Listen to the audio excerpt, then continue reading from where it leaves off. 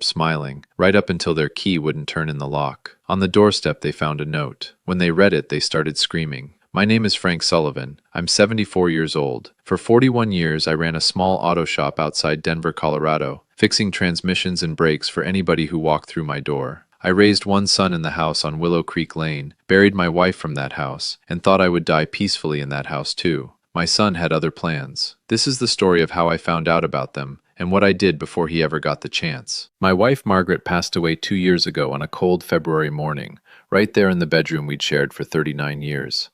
After the funeral, the house on Willow Creek Lane felt too big and too quiet for one old man. I still made coffee for two out of habit some mornings before I caught myself. My son Kevin called me every Sunday like clockwork, and about 6 months after Margaret died, he showed up at my door with his wife Denise, and a suggestion that sounded, at the time, like the kindest thing anyone had offered me in years. "Dad, you shouldn't be rattling around this big house by yourself," he said, standing in my kitchen with his hands in his pockets. "Denise and I were talking. Why don't we move in with you? Help you out, keep you company, save on rent while we save up for our own place." I remember how relieved I felt.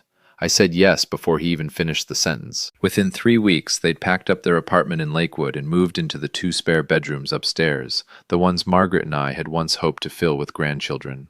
For the first few months, it really did feel like a blessing. Denise cooked dinner most nights. Kevin fixed the gutters and mowed the lawn without me asking. We watched football together on Sundays the way we used to when he was a boy, and for the first time since Margaret died, the house didn't feel so empty.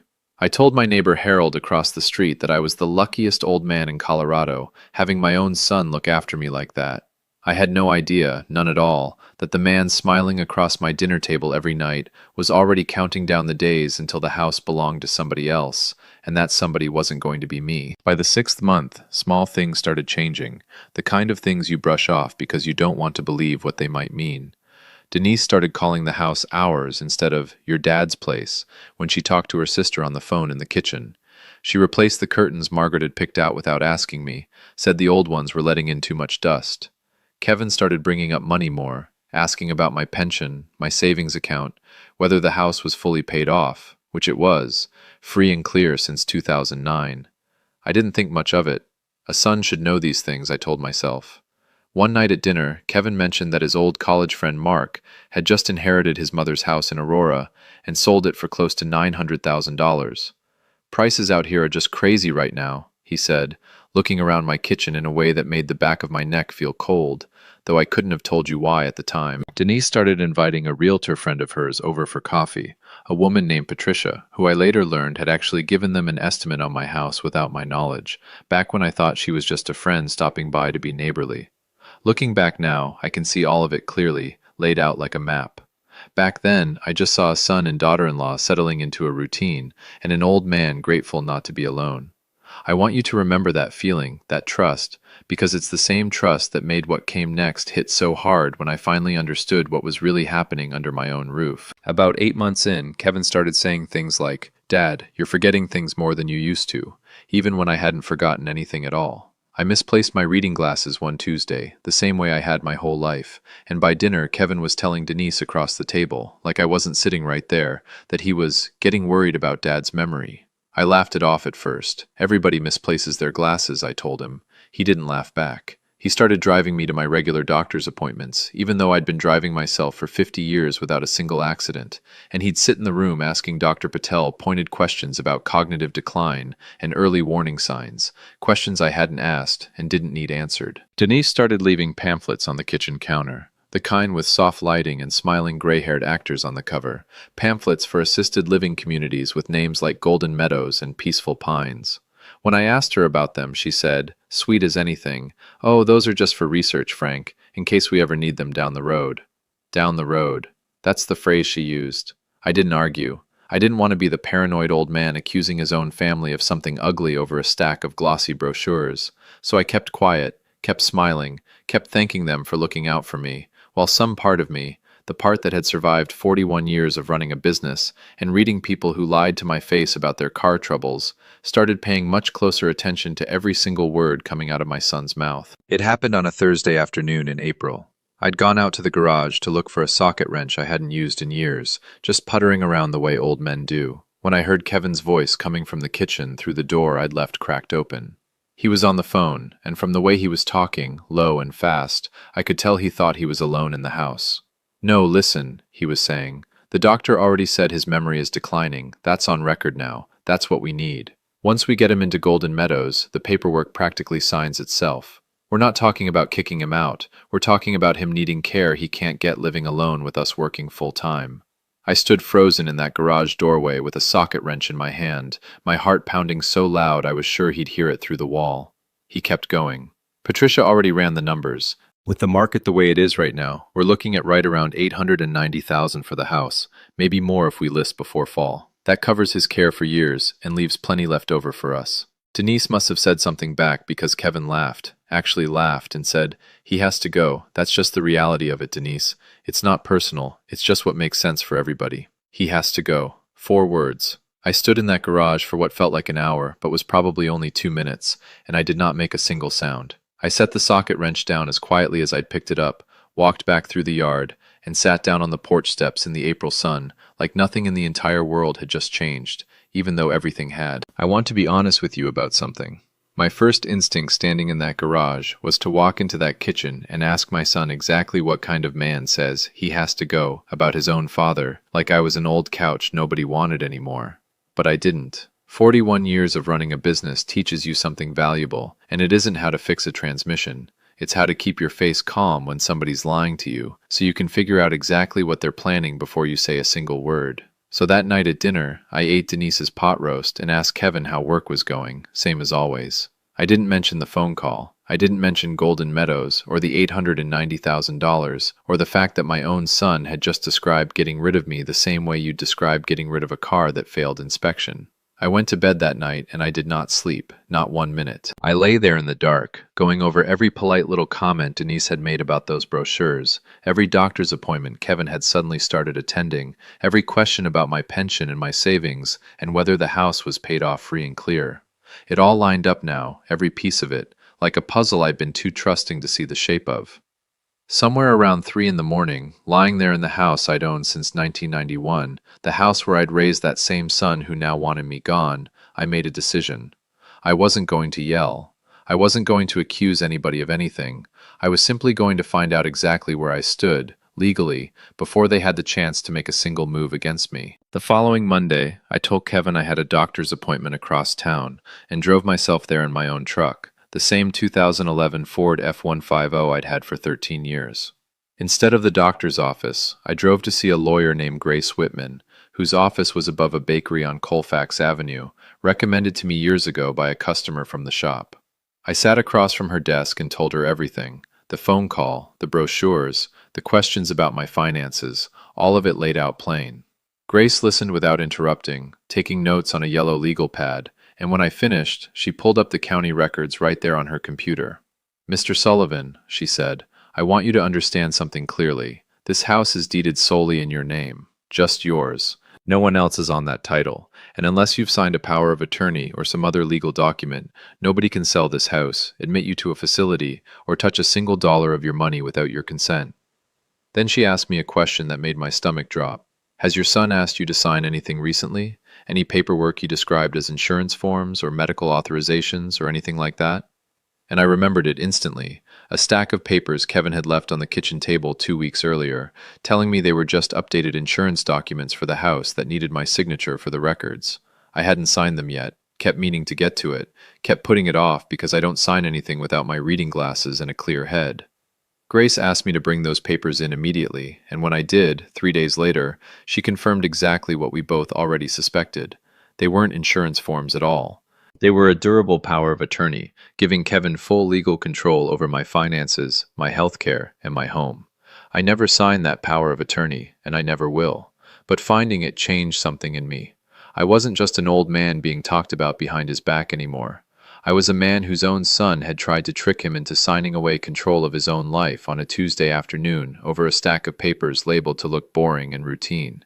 Grace Whitman helped me understand my options, and she recommended a realtor she trusted completely, a sharp young woman named Carla Nguyen, no relation to anybody Denise knew, who worked out of an office in Cherry Creek and had a reputation for moving houses fast and quiet when clients needed discretion. I met Carla at a coffee shop 2 miles from the house, paid cash for both our coffees, and told her I wanted to sell my house without my son or his wife knowing anything about it until it was already done. Carla didn't ask why. She just nodded like she'd heard this kind of story before, more than once, and told me the market in my neighborhood was hot enough that a house like mine, 4 bedrooms, updated kitchen, sitting on a third of an acre on Willow Creek Lane, could realistically bring in close to $900,000 if we moved quickly. I opened a new bank account at a credit union across town that Kevin didn't know existed, had my mail redirected to a P.O. box, and started meeting Carla every Thursday afternoon while Kevin and Denise thought I was at physical therapy for my knee. For the first time in months, I felt like I was the one holding the cards again, and it felt better than I can properly explain to you. To keep Kevin and Denise relaxed and unsuspecting, I did something that still makes me smile a little now. I let them take me on a tour of Golden Meadows. I walked through those hallways with the soft lighting and the smell of lemon cleaner, nodded politely at the activities calendar pinned to a corkboard, and even told the tour coordinator the dining room looked lovely, all while knowing I had absolutely no intention of ever living there.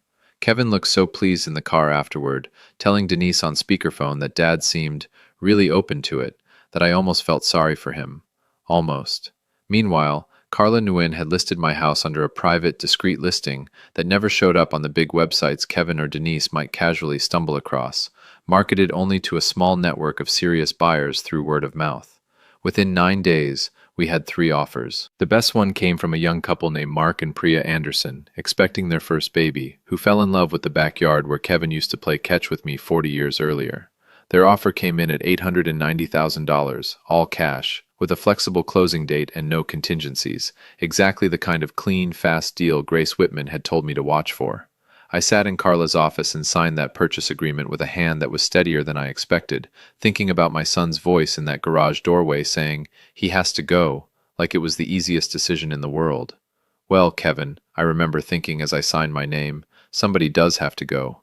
Turns out it just isn't going to be me. About 2 weeks after I signed that agreement, Kevin came home from work practically glowing, the way he used to when he was a kid and got picked for the baseball team.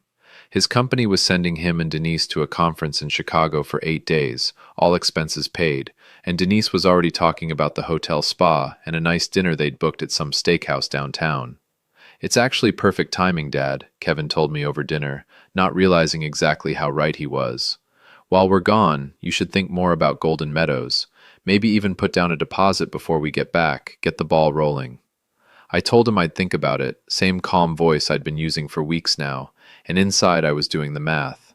Carla and Grace had already told me closing could happen in as little as 12 days once both sides signed off on the final paperwork, and the Andersons, eager and pre-approved, were ready to move the moment I gave the word. Kevin and Denise left for the airport on a Sunday morning, suitcases by the door, Denise reminding me 3 separate times to water her orchids while they were gone. I stood on the porch and waved as Kevin's car pulled out of the driveway, the same driveway he used to ride his bike down as a boy, and the second that car turned the corner onto Maple Street and disappeared, I called Carla Nguyen and told her one simple thing. "Let's move the closing date up. Let's do it this week, while they're gone, before they ever get the chance to come home and try to stop what's already been set in motion." The closing happened on a Wednesday, 4 days into Kevin and Denise's trip, in a small conference room at the title company on Spear Boulevard. Mark and Priya Anderson sat across the table from me, Priya's hand resting on her round belly, both of them practically bouncing with excitement about raising their child in that backyard. I signed page after page, feeling lighter with every signature, and when it was finally done, Carla handed me a check for $890,000, minus fees and commission, more money than I had ever seen in one place in my entire life. I had already found my own new home, a bright, independent living condo at a community called Sunrise Ridge, 30 minutes away in Golden, Colorado, with mountain views out every window, and a woodworking shop in the basement I could use whenever I wanted. Nobody chose it for me off a glossy brochure. I chose it myself, walked through it myself, paid for it in cash myself, and signed my own name on my own lease. I spent that Wednesday afternoon and all of Thursday with 2 movers I'd hired quietly weeks in advance, packing up 40 years of my life, Margaret's china, my father's old workbench, photographs off the walls, everything that actually mattered, and left the rest behind for the new owners, who were thrilled to take the furniture off my hands for a fair price. By Thursday evening, the house on Willow Creek Lane belonged completely to Mark and Priya Anderson. The locks had been changed by a locksmith Carla arranged, and I was sitting in my new living room in Golden, Colorado, watching the sun go down behind the mountains with a cup of coffee in my hand, feeling more peace than I had felt in over a year, maybe longer than that. Before I left Willow Creek Lane for the very last time, I sat down at the kitchen table Margaret and I had eaten breakfast at for 39 years and wrote one final letter, not to be cruel, just to be honest. I taped it to the front door, where I knew Kevin's key would fail to turn, right at eye level, in an envelope with his name written on it in the same handwriting he used to bring home report cards for me to sign. I told him I knew everything. I told him I'd been standing in the garage that Thursday afternoon in April with a socket wrench in my hand when I heard him tell Denise on the phone that I had to go, and that I heard him talk about the $890,000 like it was already spent. I told him the house had been sold, fair and legal, to a wonderful young family who deserved it far more than two people who'd spent a year planning how to put their own father away. I told him I wasn't angry anymore. Not really. Just disappointed in a way that went deeper than anger ever could, and that I hoped someday he understood what it actually feels like to be the person somebody else decides is inconvenient. I told him not to bother trying to reach me at the old numbers, since I'd already closed those accounts, but that I would answer if he ever called simply to say he was sorry, and meant it. I signed it the way I'd signed every card and letter to that boy since he was 7 years old. Love, Dad. Then I locked the door for the last time, got in my truck, and drove away from Willow Creek Lane without looking back even once in the mirror. Kevin told me later, though I didn't hear it from his own mouth until weeks after, that he and Denise pulled into the driveway on Willow Creek Lane that Sunday evening, still tan and relaxed from their trip, Denise already talking about unpacking and checking on her orchids. Kevin walked up to the front door with his key in hand, same as he'd done 10,000 times before, and it simply would not turn. He assumed it was jammed, jiggled it, tried again, called out to Denise that something was wrong with the lock. That's when Priya Anderson opened the door from the inside, confused, holding her newborn daughter against her shoulder, asking Kevin who exactly he was and why he was trying to get into her house. According to my neighbor Harold, who watched the whole thing unfold from his porch across the street, Kevin stood frozen on the steps for a long moment before he noticed the envelope taped just beside the doorframe with his name written across the front. Harold said Denise read it first, standing right there on the front lawn in the fading evening light, and that her hands started shaking about halfway through. He said Kevin grabbed the letter from her when she couldn't finish it, read the rest himself, and that's when the screaming started, right there on the lawn, loud enough that 3 different neighbors came out onto their porches to see what was happening. Harold told me Denise dropped to her knees on the grass. Kevin just stood there holding that letter, staring at a house that no longer had a single thing inside it that belonged to him, in front of a young family he'd never met, on a street he thought he'd owned free and clear in a matter of months. My phone started ringing 4 minutes later. I didn't answer it. Not that night. Kevin called me 31 times over the next 3 days. I let every single one go to voicemail, not out of cruelty, but because I wanted him to sit with exactly the feeling he'd been so ready to hand me. On the 4th day, sitting on my new balcony in Golden with the mountains turning orange in the evening light, I finally picked up. His voice cracked the second I said hello. "Dad, please, we didn't mean it like that. We can fix this. Just tell us where you are." I let him talk for a while. Let him get through the apologies and the excuses about stress and money and how things had just gotten away from them, and when he finally stopped, I told him the truth as plainly as I could. I told him I'd heard every word of that phone call in April, that I knew about the power of attorney disguised as insurance forms, that I knew exactly what Golden Meadows and $890,000 had meant to him and Denise for months before I ever said a word about any of it. I told him I wasn't going to yell at him, because he was still my son and I still loved him, but that love didn't mean I owed him a house I'd worked 41 years to pay off, especially not after he'd decided on his own that I had to go. I told him I was happy, genuinely happy, in a place I'd chosen myself, surrounded by people my own age who respected me instead of planning around me. Before I hung up, I told him the door wasn't completely closed, not forever, but that it would only open again when he was ready to see me as his father again, and not as $890,000 standing in the way of his plans. I hung up the phone, set it on the table beside my coffee, and looked out at those mountains one more time, feeling, for the first time in longer than I could remember, completely and finally at peace. If you made it to